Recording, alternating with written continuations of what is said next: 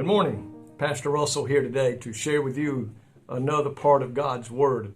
And I pray today that you're excited about God's working in your life today and being an encourager or maybe a soul winner.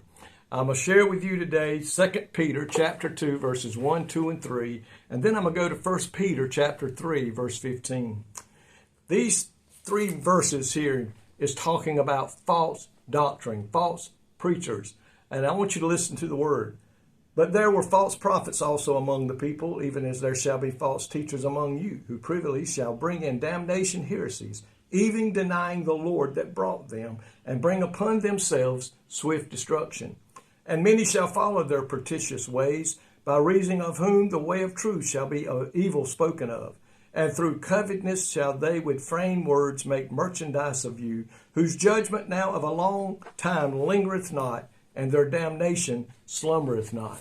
Back in that day, Peter was having to fend off false preachers. Back in that day, Paul was having to do the same thing with Judaizers who were coming behind them into the churches and the cities and begin to spread a false gospel.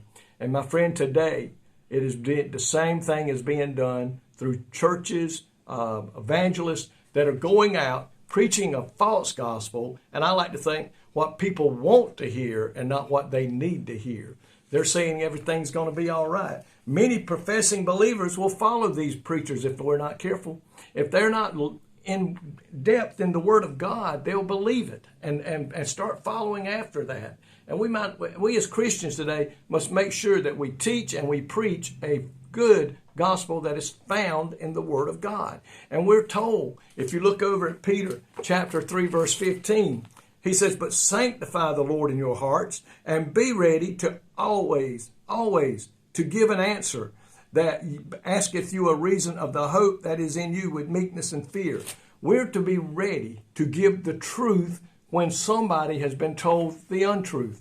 Not long ago, I received word of a pastor or a preacher who told a crowd that as long as you were baptized, that's all you had to do to get to heaven. You'll not find that anywhere in the Bible where it says just be baptized. My friend, the Word of God says you must be born again, washed in the blood of Jesus Christ, your sins covered by the blood, and your name's in the Lamb's Book of Life. Baptism comes after that, and it's a great thing, but it's not what gets you into heaven. You see, there are false teachers out there saying that today. People are believing it, and they're believing a lie. And if not careful, they'll be damned to eternal hell. Listen, we must defend the Word of God. We must stand up for what thus saith the word of the Lord. Building a sound doctrine is essential in our lives, preached in our church so that the church people will understand what they need to know. It protects believers. It helps us stand firm in our faith by knowing God's Word.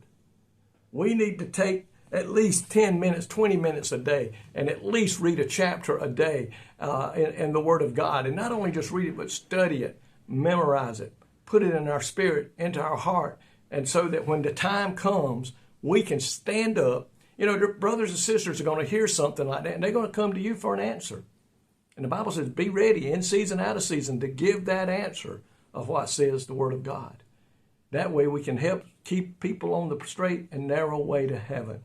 And they won't be drug out by some false preacher, some false teacher, some false evangelist who is striving for fame and fortune by telling people what they want to hear.